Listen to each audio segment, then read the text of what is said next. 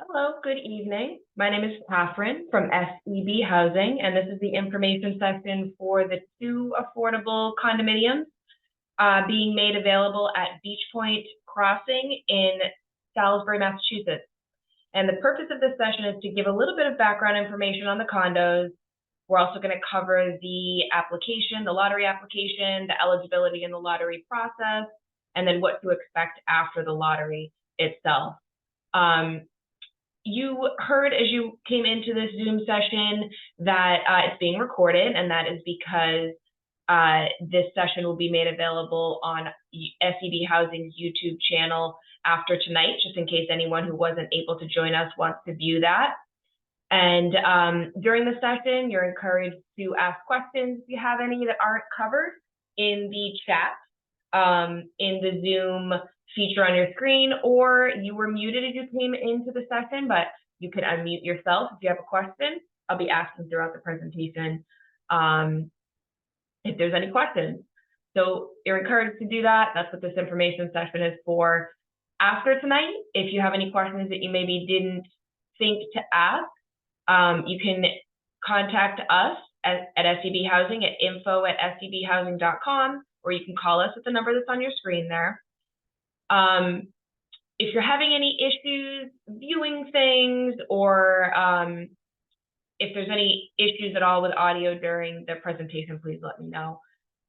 So at first, I just want to give you some information on who we are. So at SEB Housing, we are an off-site affordable housing consulting group. So we've been hired by the developer, Beachpoint Crossing, to market and conduct this information session, review applications for applicants for this lottery, and determine eligibility, and then eventually run the lottery for these affordable condos.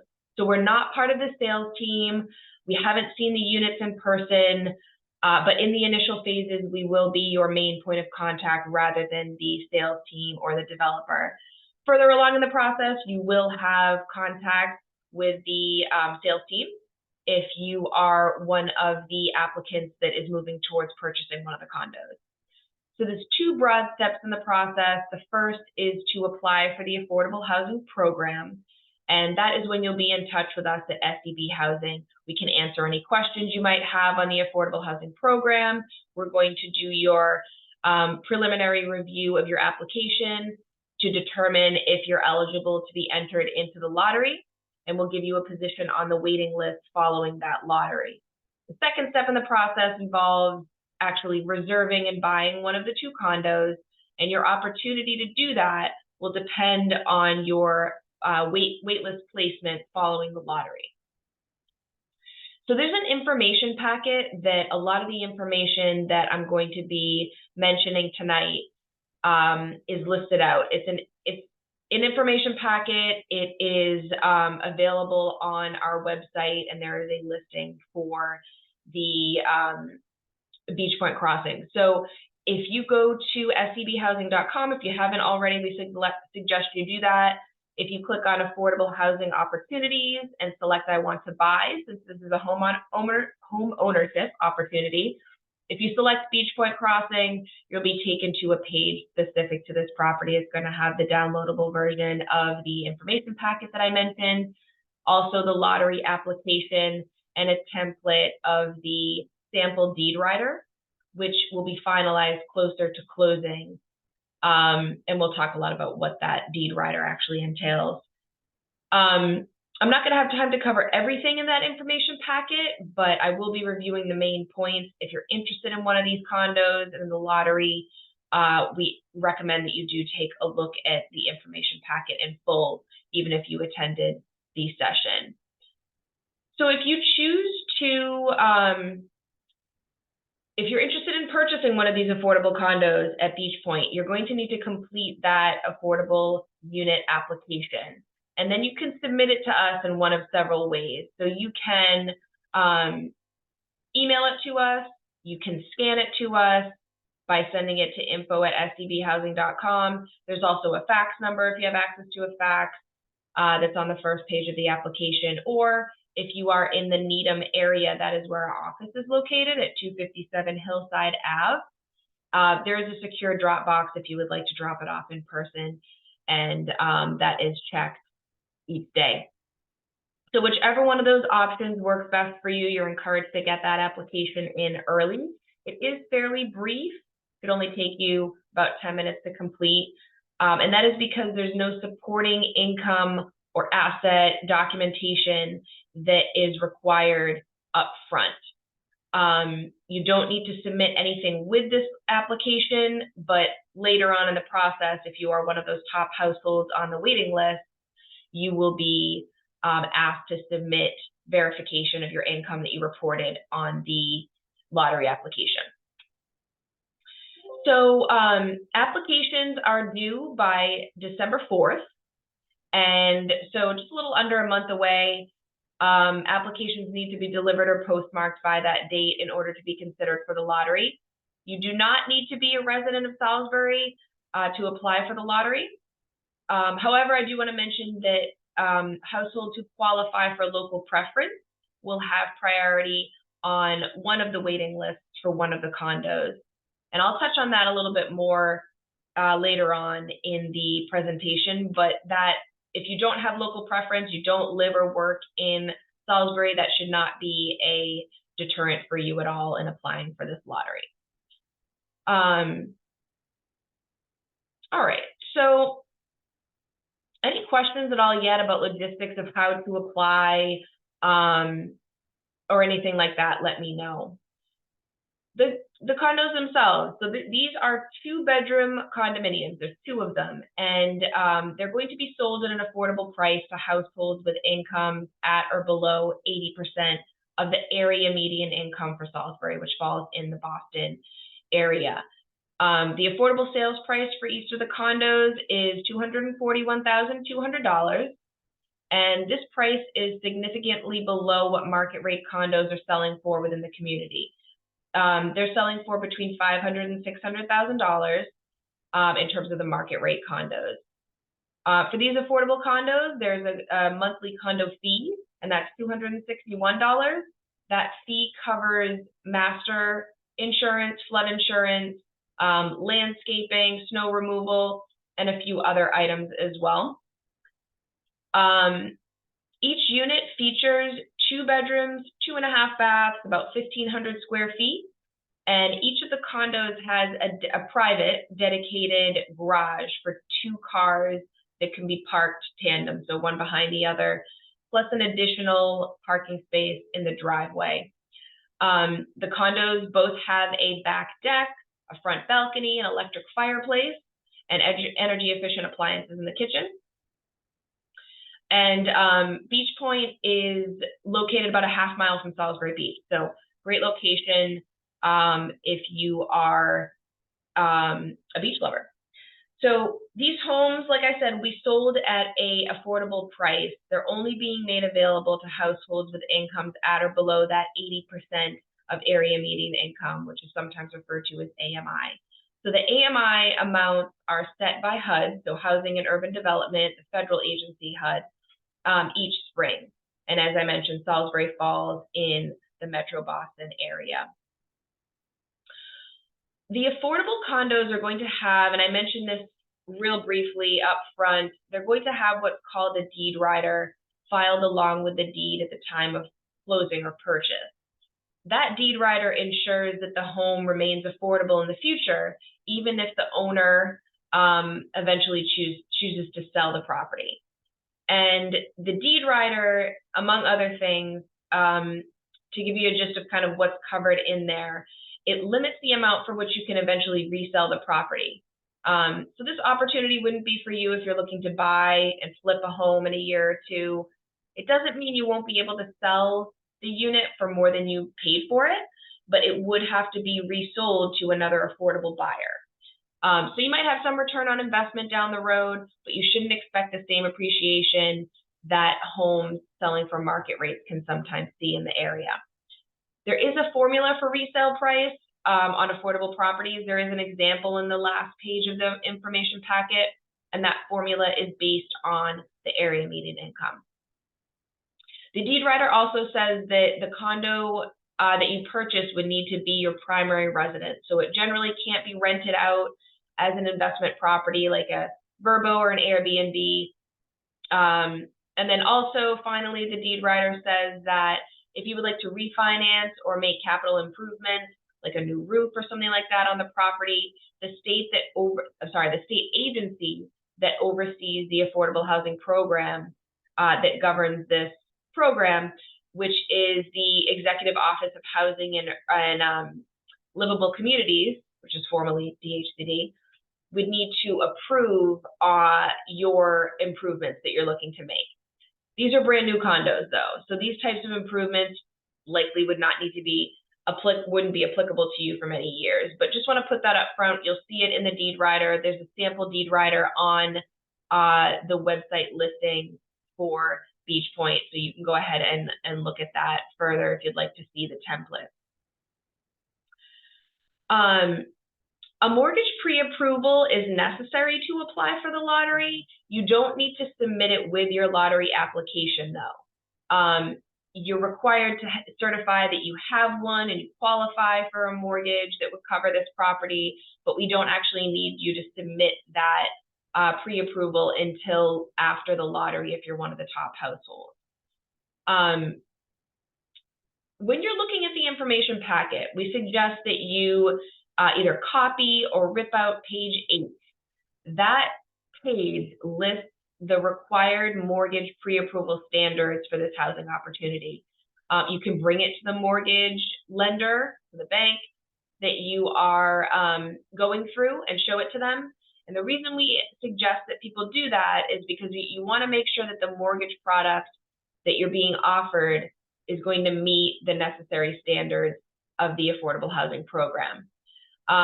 You also want to bring the sample deed writer, which again is on our website listing, because the information listed there can be problematic for some lenders.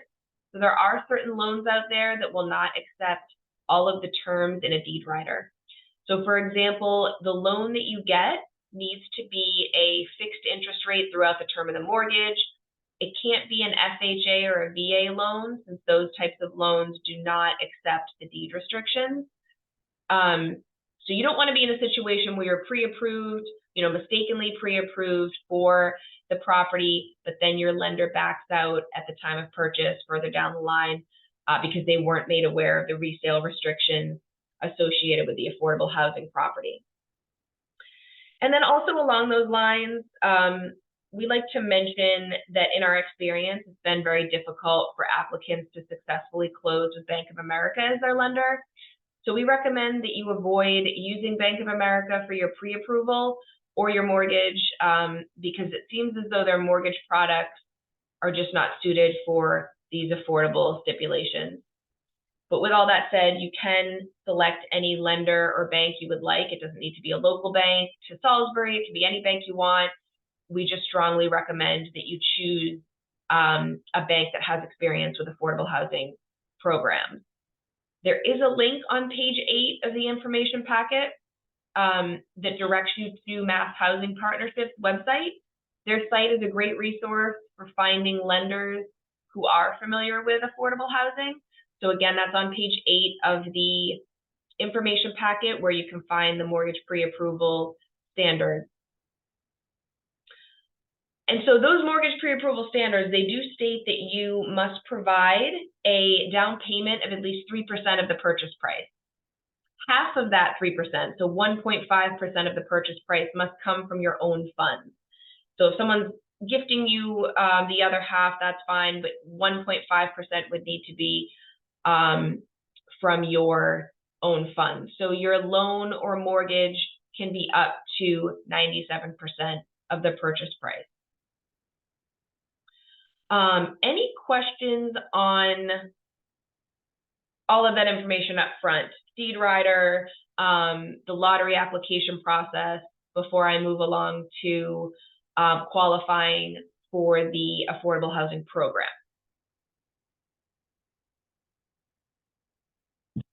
So there are some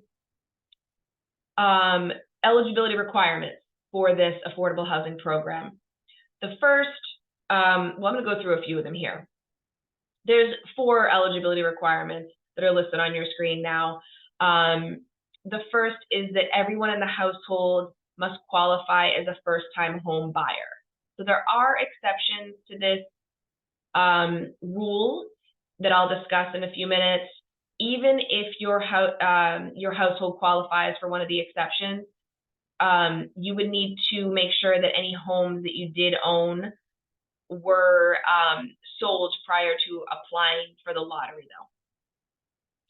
The second eligibility requirement is that a household's income and assets must be below the maximum income limits that are listed on your screen there. That's the 80% of the area median income for Salisbury that I mentioned.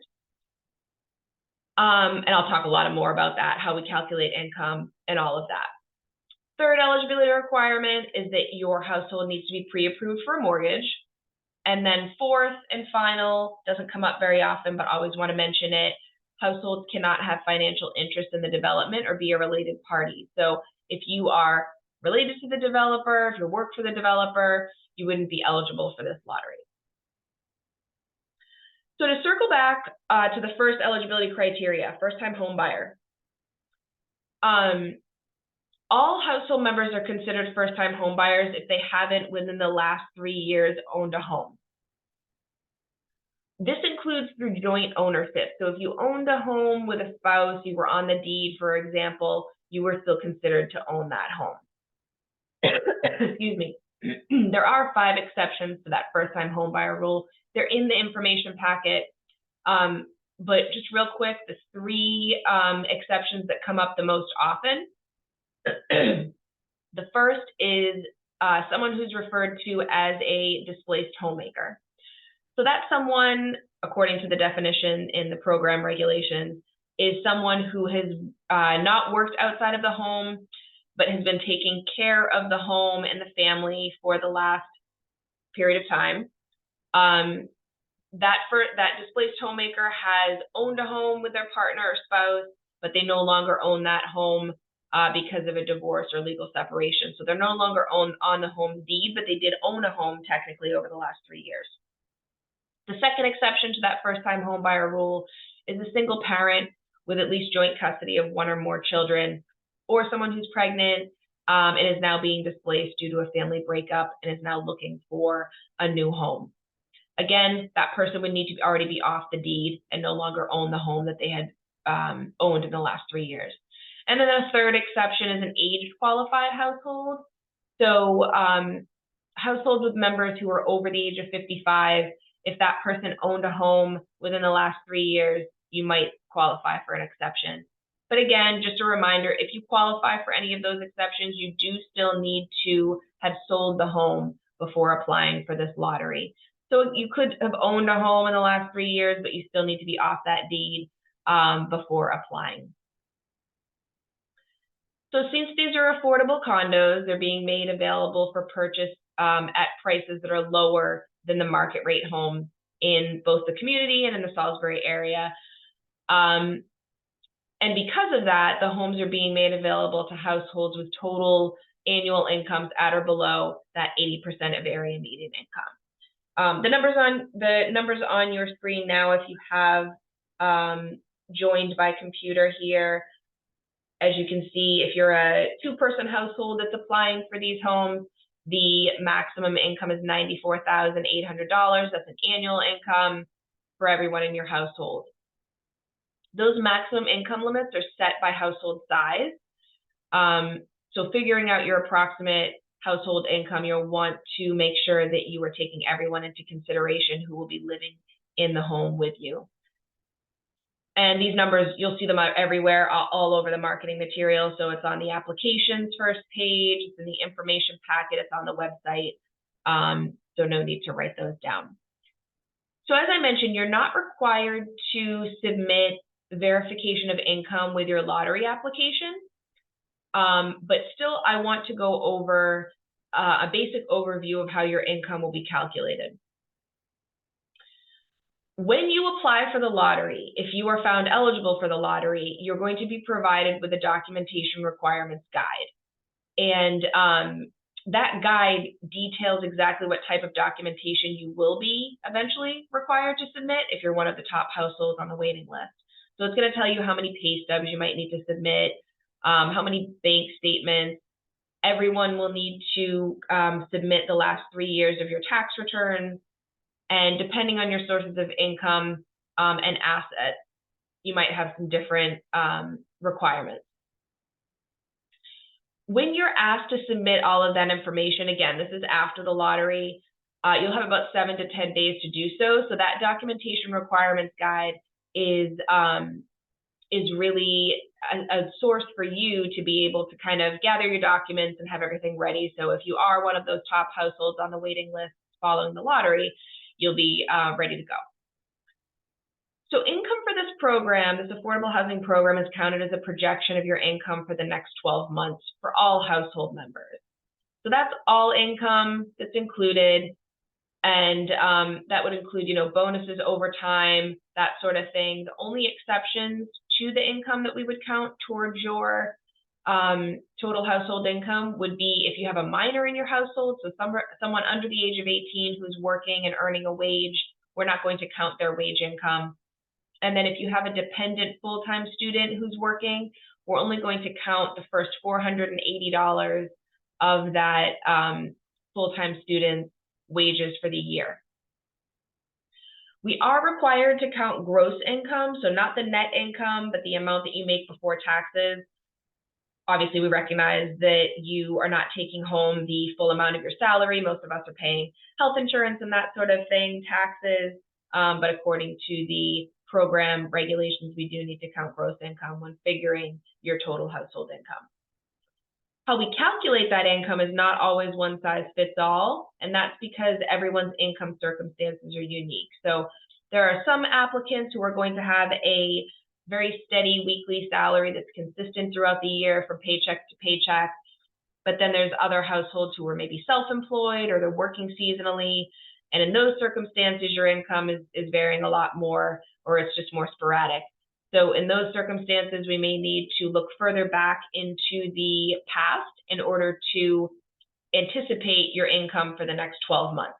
That might mean that we're asking for more pay stubs than the documentation requirements guide says, or other information for us to be able to accurately have a sense of what you might be making in the next 12 months.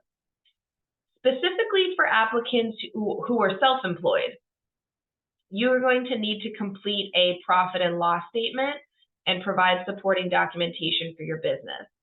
So your business expenses, if you're self-employed, are taken into consideration, but for those applicants who are not self-employed, it is always the gross income that we are going to count. If you're self-employed, at the end of the application that's sent to you following the lottery, we do have a sample profit and loss statement if you don't keep one yourself. In general, for everyone, any income that you have been making, we're going to need to assume that you will continue making it going forward, unless we have some sort of definitive documentation from, say, a former employer that you're no longer working there, or you're not going to be eligible for bonuses in the next year, whatever it might be. When you're filling out your application, we suggest that you just take a look at the income table that's on there. You want to make sure you're listing every source of income so we can process the application as accurately as possible. So not just wages, but if anyone in the household is receiving Social Security benefits, workman's comp, pensions, unemployment, any of those sorts of benefits, just make sure that you're writing them down as well. There are no minimum income requirements to apply for this lottery, but households, of course, do need to qualify for that mortgage. So you'll need to meet the lender or bank's requirements in order to receive that mortgage pre-approval that is required later on in the process. For assets, there is a $75,000 asset limit for the household. So you will not qualify for this lottery if your assets total more than $75,000 for the full household. And this includes any funds that you would be using for a future down payment. So if you happen to have a family member, for example, who's planning to gift you part of your down payment, that amount is going to be considered an asset. You will need to disclose it as such on your application. When you're thinking about assets, it could be cash and savings, checking accounts, savings accounts, CDs, the net value of stocks or retirement accounts, bonds, even your Venmo and PayPal accounts if you have them. They're not considered the traditional bank account that you might think of, but it is something that we need to have verification of. You might think it's a little strange that we need to count funds that you have tied up in retirement accounts, especially since many of you might not be planning to access that money for many years. But the program requires us to do so, since you could, in theory, withdraw funds even if it was with a large penalty out of those accounts.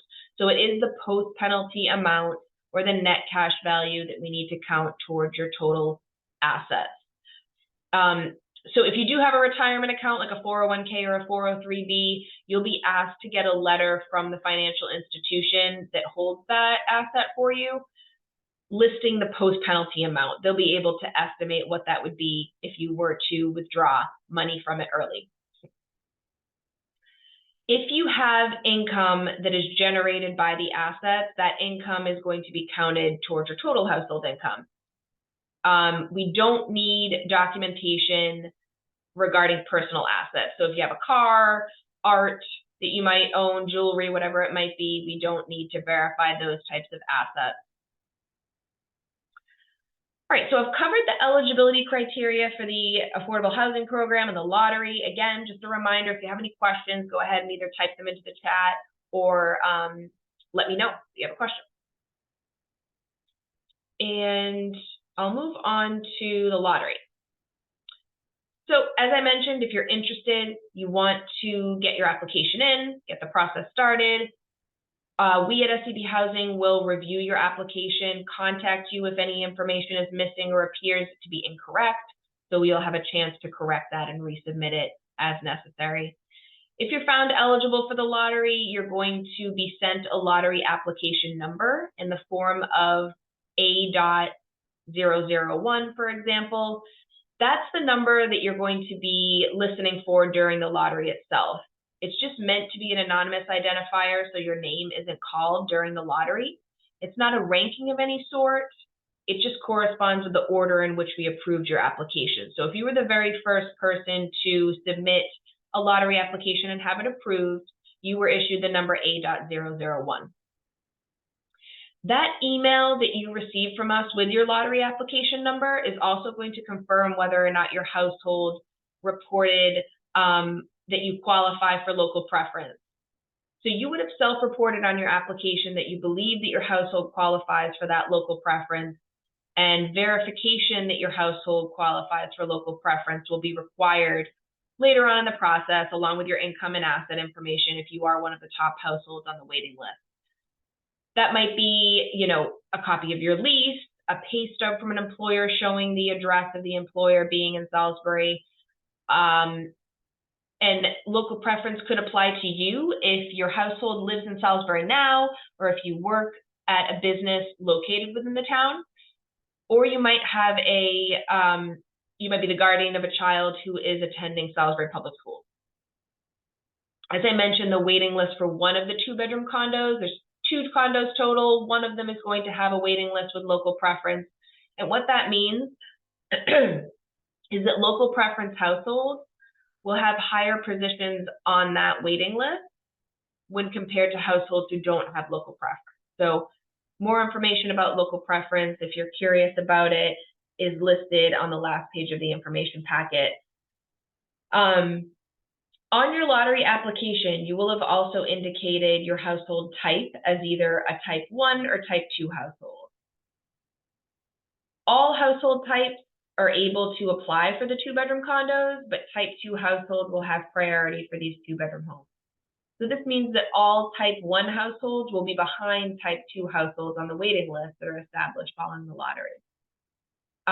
There's additional details on household composition and type on page 9 of the information packet, but just for your reference, all households with either 3 or 4 members are considered type 2 households, as well as some 2-person households. So if you're a head of household with 2 dependents, you're a type 2 household, or if you're a 1-person household who requires an additional bedroom due to a medical need, you would be considered a type 2 household. So keep that in mind as well, because that is another priority. I see a question here. If I have part-time contracted work through the same employer I work full-time at, how would I list that on the income page? It's a good question. So I'd probably say that you can just list it out separately, put the employer twice, the first being your full-time salary, and then you can just write contracted work in parentheses under the second time that you are listing it. My colleagues would know more about how further down the line you might be asked to submit verification of the income. You'll be submitting your taxes, but you'll have pay stubs, maybe 2 separate pay stubs to show that work. But yeah, as long as you list it all out, we'll know what we're looking for in terms of verification further down the line. It's kind of off topic, but we get the question a lot, the tax rate on the home. So the Salisbury tax rate right now is 10.8 per $1,000. So with the sales price, the tax rate, I should say, the annual tax rate is based off of the affordable housing price. The affordable sales price, I should say, not the market sales price that you'd be paying if the home was sold at a market rate. So the approximate taxes, annual taxes for these condos would be about $2,600, and that's because the Salisbury rate for 2023 is 10.8, and then I just multiplied by that by 261,000. So again, the lottery application deadline is December 4th. The lottery itself, though, is going to be held on December 18th at 6 p.m. We will create the waiting list shortly after the lottery. Those top households will be invited by SEB Housing to move forward to reserve the unit, qualify for a mortgage, and hopefully buy one of the condos. The lottery itself will be held in the same format as this information session. It'll be a Zoom session. Numbers will be drawn from a box, held up to the screen, so you can see the order that they are pulled, and the session will be recorded. During the lottery, every number is drawn. So when we think of lottery, sometimes we think that there's just one winner, or in this case, there's 2 condos, so there's 2 winners. But in reality, these lotteries are just held in order for us to establish a waiting list for the condos. So they create an order of priority for the next steps in the process. So if you're watching the night of the lottery, you won't necessarily know what your placement is during the lottery itself, but you will soon after when you're sent the the waiting list. And that's because, we still need to sort the results based on the priorities, so both local preference and the household type. So for example, if a type 1 household is drawn first in the lottery, they're still going to be behind all of the type 2 households on the waiting list. Also, there could be households who were entered into the lottery that are found ineligible by SEB Housing later in the process. So ultimately, they may decide not to purchase the home. So if your number is drawn, your lottery number maybe is drawn 4th or 5th down the line, you shouldn't lose hope at being able to purchase one of the condos. You're still going to have the opportunity to move forward. You still potentially will have the opportunity to move forward in the process and purchase one of the condos. Like I said, following the lottery, we try to send those results to you that same night by email. And when you're reviewing that email, you're going to find your lottery application number, and then you can see where you fall on the waiting list. Again, it's not going to have your name. It'll just be that lottery number that you have in hand. And at that point in the process, you'll be able to see whether or not you're at the top of the waiting list, if you're going to be called forward to move on to the next step in the process. If you are one of those top households on the waiting list, SEB Housing is going to send you an invitation to move forward in the process, and that's when you'll be asked to provide all of your income, asset, and tax documentation that's required in order to confirm your eligibility for the opportunity. So hopefully by that point, you've had a chance to look at that documentation requirements guide and you have some of that information ready to send in to us. You'll be given about 10 days or 7 to 10 days to complete that information. Once we receive your application package, we're going to review it and then respond to you within a few days. Most applicants, just want to keep in mind too, do not submit a 100% complete application on the first try. And there's a couple reasons for that. The first is just that there's a lot of information required. But the second is that sometimes we have further questions for you when we're reviewing your bank statements, your pay stubs, whatever you've sent in.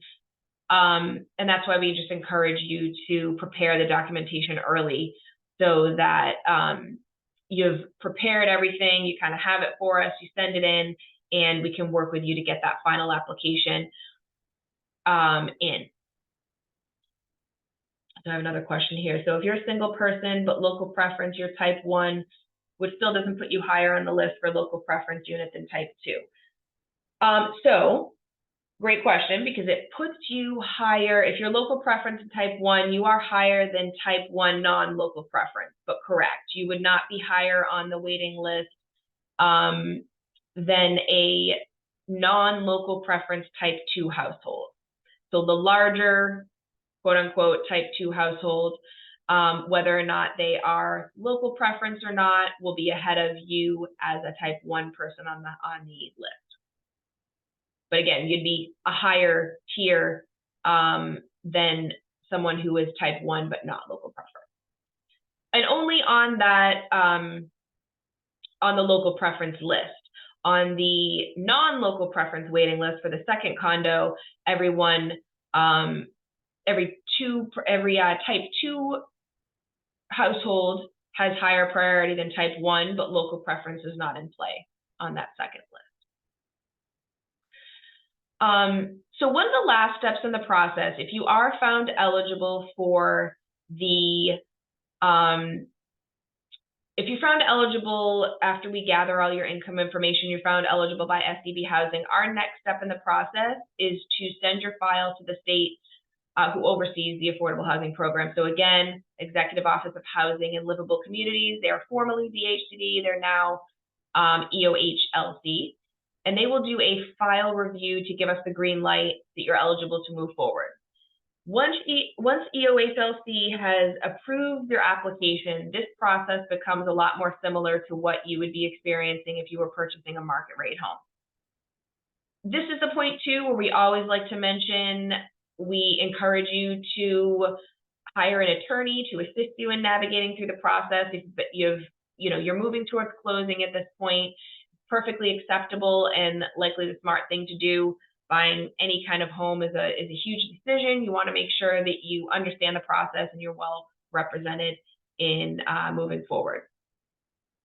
So once the state has approved your application, we're going to put you in touch with the owner or the development team, or the sales team, I should say, to schedule a tour of the condo if you haven't seen it already and complete your reservation agreement. In order to reserve one of the condos, there is a $500 refundable deposit that's required. After you reserve that home, you're going to have about 10 business days to sign a purchase and sale agreement and place the required deposit, which is 1.5% of the sales price minus that $500 that you already paid when you reserved the unit. Your purchase and sale agreement is going to include certain agreed upon contingencies. It's going to have a closing date, and that's one of the final steps in the home buying process. So you're near the finish line at that point. Once your P&S is signed, you will then move back to the bank, and you will, it could be the bank that approved your mortgage pre-approval, and you're going to obtain a mortgage commitment from them. This process varies a little bit depending on who your lender is, but generally they're going to need to review all of your documentation up until this point. So your purchase and sale agreement, the deed rider, they're going to do an appraisal of the condo. And after that point, If you're closing on the property, your final 1.5% will be due at that point. Households must remain eligible for the affordable housing program up until closing. So about 3 to 4 weeks prior to your closing date, SCB Housing is going to conduct a final review of your finances. So we might require, or we will require, updated pay stubs, bank statements. Your mortgage commitment letter will need to be sent to us at that point. And then we'll forward that final package over to the state for their final review. If your eligibility is maintained, you're still eligible for the affordable housing program after this process, you'll then move towards closing. Once you've closed on the condo, you can move in. There's no future income or asset eligibility reviews. You know, there's not going to be anyone who's checking up in a few months to confirm that you're still under that income limit. After you've closed, none of that matters. You don't need to stay within any sort of income guidelines after closing. That is about everything that I wanted to cover. So again, you can find that lottery application for the affordable lottery for the condos at Beachpoint Crossing in Salisbury on our website. That information packet that I referenced, as well as the sample deed rider, is also on our website. Oh, I wanted to mention as well that Beachpoint Crossing has a website themselves that you can check out. So it's beachpointcrossing.com, and there's some floor plans on there, some photos of the property and the unit that you might want to check out. So if you haven't already, go ahead and take a look at them there. Any other questions? I'll hang out for a minute just in case you have any. And just a reminder again, December 4th is the application deadline for this lottery. Great question. So will there be a tour of the property at all? So everyone who is a top applicant on the waiting list will absolutely be able to tour the property to make the decision as to whether or not you want to move forward or reserve a unit. I reached out to the developer yesterday about whether or not they were going to be scheduling an open house or having tours prior to the lottery. I didn't hear back from them yet, but I'll be sure to let everyone who applies know if you're able to tour the property prior to the lottery. Usually for these affordable lotteries, there are not tours prior to the lottery, and they do open up the property to households who are at the top of the waiting list instead. But I just don't know for sure here. So right now there's nothing, you can't stop by the property and have a tour, but potentially prior to the lottery date, I'm just not quite sure right now. Anyone else? Any questions? If you have questions after tonight that you think of, you can reach us at info@scbhousing.com as well, like I mentioned. And then, did you have a question? Yeah, can you hear me? Yep, I can hear you. Okay, awesome. Sorry. Thank you. No problem. So I had a question. I believe somewhere I read that you have to put NA or cross out sections that aren't relevant for you on the application. Yep. Yeah, throughout the entire application. So like, for example, like under the income, if I only put in, the top two, would I make a big under that? Yeah, I mean, ideally, just to make it clear, I wouldn't worry too much about it. We're not going to deny your application because you didn't cross out a box. So okay. I wouldn't worry. I was a little concerned about that. We want to make sure that people are filling it out completely, but yeah. Okay, and then for questions under home ownership, so for example, the question to qualify as a displaced homemaker, please answer the following questions about the person that has owned a home in the past 3 years but does not currently own the home. So like, as somebody who has not owned a home in the past 3 years, I don't think any of these questions are necessarily relevant to me. So would I X out that section or put NA? No, I would just leave it blank. If there's nowhere for you to check NA, yeah, you can just leave that. Okay. Yeah. Awesome. Thank you. Yeah, no problem. I think there's one more here. Where can we get a copy of this recording? So, yep, so this will actually be posted momentarily, probably in the next 20 minutes or so, on our website under the Beachpoint Crossing listing. So if you go to affordable, well, I shouldn't say that. It's going to be on our YouTube channel. So there's going to be a link to it on our website listing. But if you go to YouTube and type in SCB housing, it's going to be the most recent video on there as well. And that will go for anybody who wasn't here. Sure. Yep. Any other questions? Again, the lottery application deadline is December 4th. So just about a month. That does not, you don't need to submit your income information yet. So it's just a lottery application.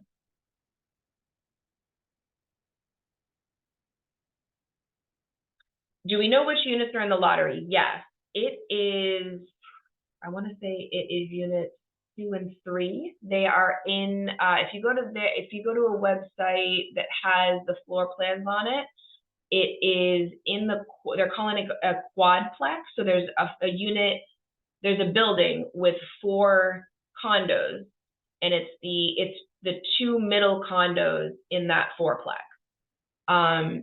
Yep. So if I click on Beachpoint Crossing, if you're looking at the 4-plex, which I don't think is in this main, if you're looking at the floor plan, they might not even have the 4-plex on here. Yep. So Kimberly, what you're sending over in that picture there, which is the same picture I had in my presentation, it's the middle condos there. Okay. So not the end. Yep. Yep. Thank you for that. I think it's units 2 and 3 they're calling them. But those are them. Thank you all for attending. I appreciate the questions. And again, if anything comes up after tonight, feel free to reach out to us either by calling or sending an email to info@scbhousing.com. And we look forward to hearing from you and getting your application. Have a good night, everyone. Good night.